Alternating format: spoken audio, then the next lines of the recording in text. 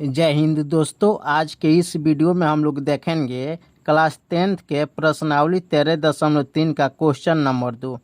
यह क्षेत्रमिति का क्वेश्चन है।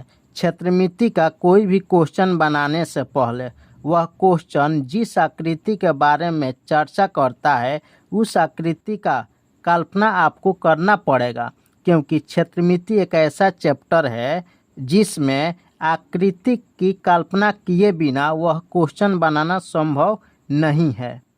अगर आप उस आकृति की कल्पना कर लेते हैं तो आपको पता चल जाता है कि उस क्वेश्चन में कौन सा फार्मूला लगेगा, तो आप आसानी से उस क्वेश्चन को सॉल्व कर सकते हैं। तो इस क्वेश्चन को हम प्रैक्टिकल करके बताएंगे कि ये क्वेश्चन क्या कह रहा है। तो इस क्वेश्चन को सबसे पहले हम पढ़ते हैं। दिया है क्वेश्चन में क्रमशः 6 सेंटीमीटर, 8 सेंटीमीटर और 10 सेंटीमीटर त्रिज्याओं वाले धातु के 3 ठोस गोलों को पिघलाकर एक बड़ा गोला बनाया जाता है। इस गोले की त्रिज्या ज्ञात करें। यानी 3 गो जो छोटा छोटा गोला है, जैसे आपको यहाँ पे हम दिखाना चाहेंगे, यह 3 गो गोला हम लिए हैं। यह तीनों गोला में मान लेते हैं कि इसका त्रिज्या 6 सेंटीमीटर है और इस गोले की त्रिज्या 8 सेंटीमीटर है और इस गोले की त्रिज्या 10 सेंटीमीटर है। यह तीनों गोलों को पिघलाया जाता है। तो आप इस बात को समझ सकते हैं कि यह तीनों गोला में जो मटेरियल लगा है, इसी मटेरियल को पिघला करके जब हम बनाएंगे तो इससे बड़ा गोला हमको प्राप्त होगा। तो उसी गोला का त्रिज्या ज्ञात करना है। जैसे मान लेते हैं कि यह एक बड़ा गोला है जिसको हम अभी बनाए हैं, यह तीनों गोला को पिघला करके। तो देखिए, तो जब ये तीनों गोला को पिघला दिए तो यह इससे बड़ा गोला प्राप्त हुआ। तो इसी बड़े गोला का त्रिज्या ज्ञात करना है। तो बड़ा गोला की त्रिज्या के लिए हम बड़ा आर का इस्तेमाल करेंगे। और यह 3 गो छोटा छोटा गोला है और तीनों छोटे छोटे गोले की त्रिज्या बराबर नहीं है। तो हम मान लेंगे कि इसकी त्रिज्या जो 6 सेंटीमीटर है, इसको R1 से लिखेंगे कि R1 का मान 6 सेंटीमीटर है। और इस गोले की त्रिज्या को हम R2 से लिखेंगे, इसका मान 8 सेंटीमीटर होगा। और इस गोले की त्रिज्या को हम R3 से लिखेंगे, जिसकी त्रिज्या 10 सेंटीमीटर होगा। R1, R2, R3 हम इसलिए लिखेंगे क्योंकि तीनों गोलों की त्रिज्या आपस में बराबर नहीं है, अलग अलग है। तो हमको अलग अलग त्रिज्या को दिखाना पड़ेगा। अब हम इस क्वेश्चन को हल करेंगे। तो यहाँ पे लिखेंगे दिया है 3 गो त्रिज्या दिया है, 6 सेंटीमीटर, 8 सेंटीमीटर और 10 सेंटीमीटर। तो हम पहले त्रिज्या को R1 लिखेंगे, यानी R1 का मान 6 सेंटीमीटर है। R1 का मान 6 सेंटीमीटर, यानी पहले गोले की त्रिज्या 6 सेंटीमीटर हो गया। दूसरे गोले की त्रिज्या लिखेंगे R2 बराबर 8 सेंटीमीटर। और तीसरे गोले की त्रिज्या को हम R3 से लिखेंगे। R3 का मान हो गया 10 सेंटीमीटर।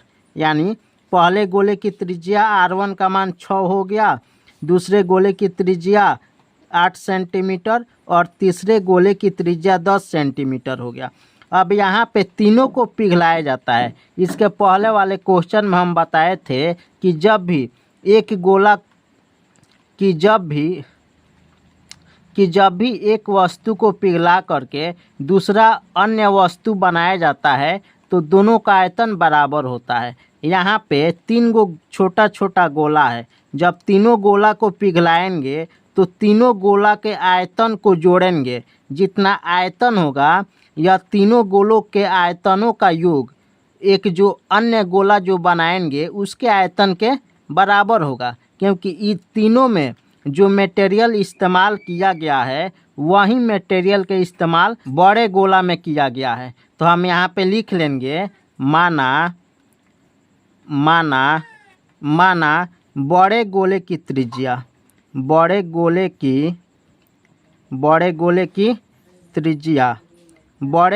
त्रिज्या को हम बड़ा आर से लिखते हैं। बड़ा आर का मान यहाँ पे हमको बता देना है। तो हम तीनों गोले को पिघला करके एक बड़ा गोला बनाते हैं।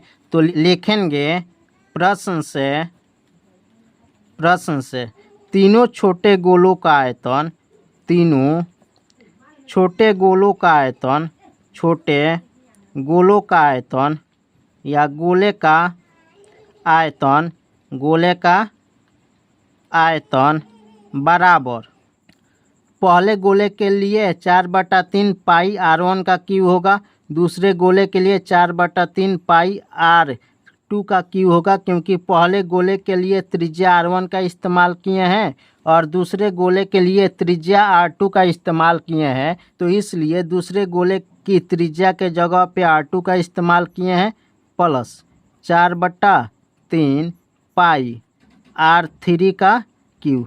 यहाँ पे यह तीसरे गोले की आयतन है, तो तीसरे गोले की त्रिज्या R3 लिए हैं, तो इसलिए R के जगह पे R3 का इस्तेमाल किए हैं, बराबर 4/3 पाई RQ होता है। तो बड़े गोले के लिए हम बड़ा R का इस्तेमाल किए हैं, तो त्रिज्या में बड़ा R लिखेंगे, बड़ा R का Q। अब यहाँ पे 4/3 पाई, 4/3 पाई, 4/3 पाई तीनों में शामिल है, तो कॉमन निकालने के लिए जो सभी में शामिल होता है उसको कॉमन करते हैं। तो 4/3 पाई तीनों में शामिल है, तो 4/3 पाई को हम कॉमन करेंगे। कॉमन कर लिए तो यहाँ पे R1 का क्यू बचा, प्लस यहाँ पे R2 का क्यू बचा और यहाँ पे R3 का क्यू बचा, बराबर 4/3 पाई बड़ा R का क्यू। 4/3 पाई 4/3 पाई बराबर है, तो यह दोनों कट जाएगा। तो यहाँ पे R1 का क्यू प्लस R2 का क्यू प्लस R3 का क्यू बचा।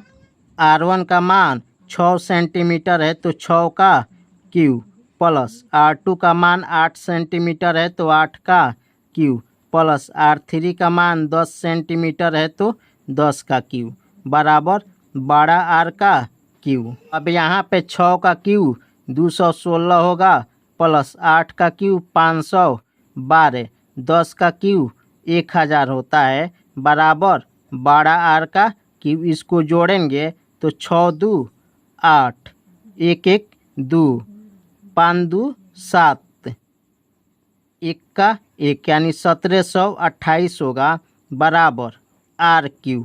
अब यहाँ पे 1728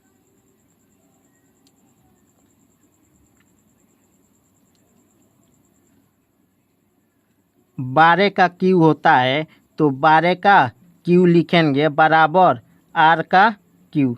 क्यू से क्यू कट गया, यानी R का मान 12 सेंटीमीटर हुआ। यानी जो तीनों गोला को पिघला करके एक बड़ा गोला को बनाएंगे, तो उस बड़े गोले की त्रिज्या 12 सेंटीमीटर होगा।